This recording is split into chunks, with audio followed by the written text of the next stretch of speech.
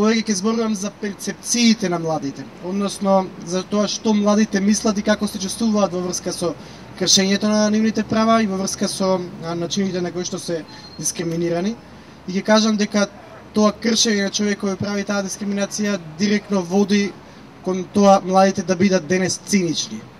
Младите се информирани и знаат дека овде не ја бива и затоа ја напуштаат Македонија.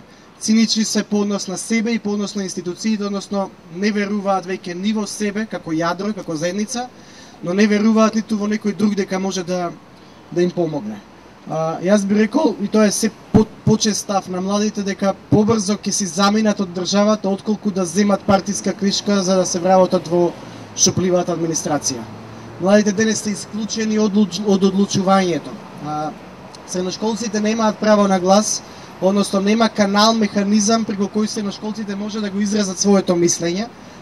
Тоа значи дека во средните училишта, во ниеден орган на средните училишта не седи ни еден средношколец. Студентите имаат канал, тоа се студентските парламенти или познатите студентски сојузи, меѓутоа тој канал е узурпиран од партиски контролирани студентски моќници кои што седат во фотели и не се грижат за правата на студентите. Додолку повеќе, конкретно Штипскиот и Битолскиот државен универзитет се уште ги принудуваат студентите принудно да плаќаат членарина во тие студентски парламенти и сојузи, што е противуставно, се коси со слободата на правото на слободно здружување во невладини организации. Дури 85% од студентите одговориле на наши истражувања дека не се запознаени со ниту еден правен акт кој промовира антидискриминација.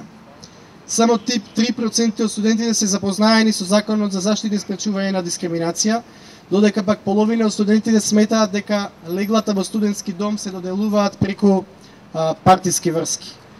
Младите се исто така втурнати во насилство со што директно се кршат нивните права.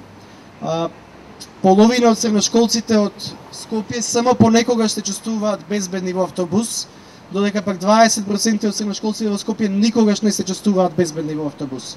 Половина од средношколците во Скопје сметаат дека во Македонија или во Скопје е лесно да се набави пиштол.